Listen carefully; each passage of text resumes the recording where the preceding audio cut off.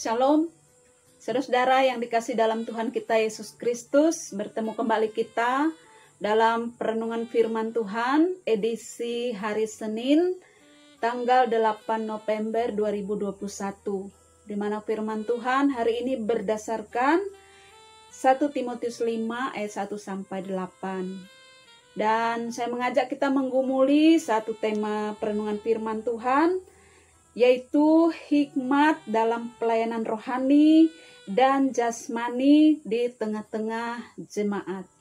Sebelumnya mari sejenak kita berdoa. Bapa kami yang di surga, dalam nama Yesus Tuhan dan Juru Selamat kami, saat ini kami mau menyampaikan, mendengar, merenungkan dan belajar firman Tuhan. Bimbing dan kuasai kami dengan Roh-Mu yang kudus, sehingga kami bisa melakukan semua ini sesuai kehendak Tuhan. Dan firman-Mu dapat kami mengerti serta melakukannya dalam hidup kami. Hanya dalam nama Tuhan Yesus Juru Selamat kami alaskan semua ini. Amin. Saudara yang dikasih dan mengasihi Tuhan kita Yesus Kristus, untuk pelayanan jemaat Tuhan baik di bidang rohani maupun di bidang jasmani, betapa penting yang namanya kemauan dan kerja keras kita semua. Tetapi yang tidak kalah penting adalah bagaimana hikmat yang benar yang melandasi semua penata layanan kita tersebut. Belajar dari nasihat Rasul Paulus kepada pelayan muda yang bernama Timotius, maka ada beberapa hal sebagai hikmat yang dapat menjadi dasar atau pedoman dalam penata layanan kita di tengah-tengah saudara-saudara kita seiman atau di tengah-tengah jemaat, baik di bidang pelayanan rohani maupun pelayanan jasmani. Yang pertama adalah melakukannya dengan landasan kasih, hormat, dalam ketulusan dan kemurnian. Dalam ayat 1 sampai yang ketiga, firman Tuhan mengatakan, janganlah engkau keras terhadap orang yang tua, melainkan tegurlah dia sebagai bapa.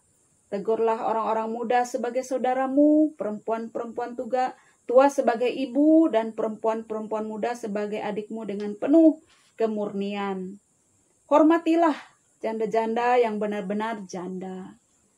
Jadi dalam pelayanan rohani khususnya, penting adanya landasan kasih, hormat, dan ketulusan, dan kemurnian.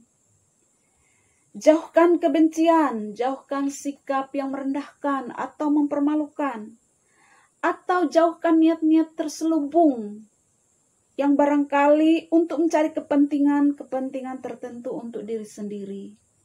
Mari lakukan tugas pelayanan kita dengan hati yang tulus dan murni, dengan kasih persaudaraan. Kemudian yang kedua, fokus kepada yang betul-betul membutuhkan, atau barangkali kita sering mendengar skala prioritas. Sebagai contoh, ketika melakukan bantuan diakonia untuk para janda, maka katanya, bantulah mereka yang betul-betul atau benar-benar sebagai janda. Siapa mereka yang benar-benar sebagai janda? Kita bisa melihat dalam ayat 5, ayat 9, ayat 10 sebagai perbandingan.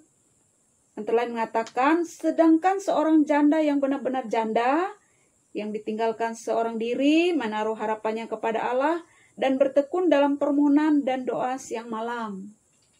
Kemudian dalam ayat 9 dan seterusnya, yang didaftarkan sebagai janda hanyalah mereka yang tidak kurang dari 60 tahun, yang hanya satu kali bersuami, dan yang terbukti telah melakukan pekerjaan yang baik, dan seterusnya.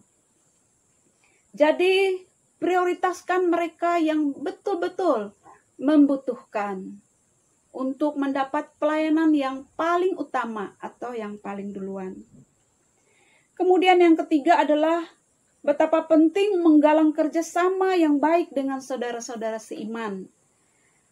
Terutama mengingatkan keluarga-keluarga terdekat untuk melaksanakan tanggung jawabnya terhadap sanak keluarganya sendiri.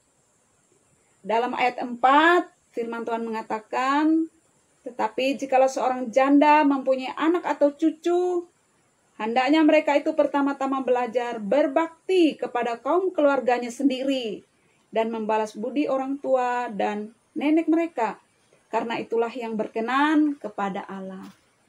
Jadi kita memang ingin melakukan tugas pelayanan sebaik mungkin. Tapi alangkah lebih baik lagi kalau kita membina kerjasama satu dengan yang lain untuk bisa tolong-menolong dalam pelayanan tersebut.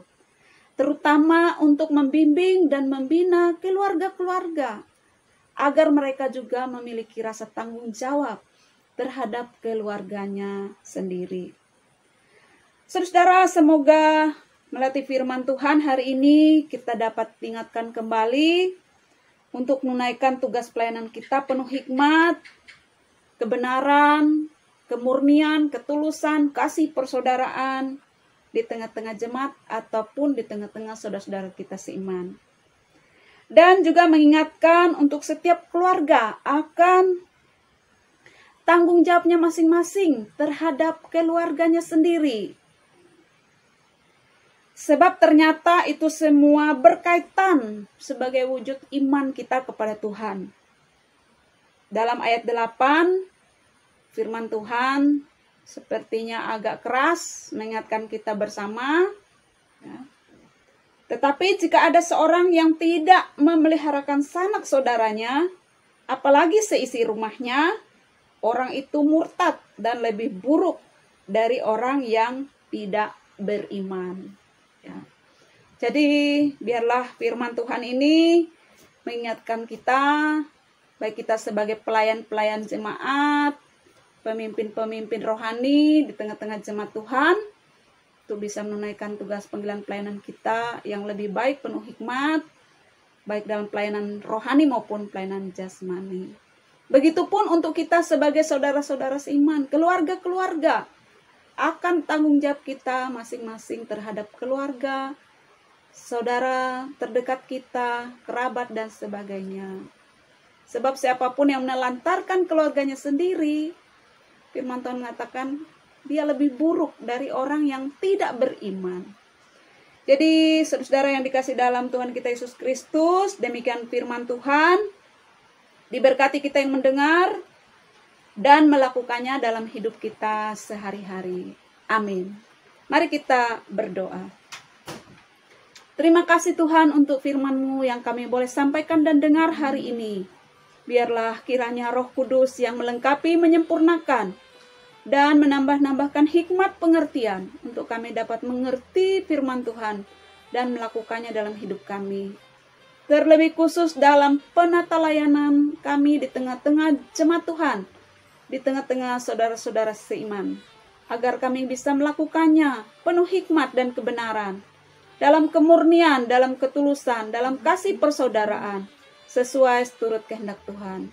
Terima kasih Tuhan, diberkati kiranya kami yang boleh mendengar firman Tuhan hari ini, dan melakukannya dalam hidup kami sehari-hari.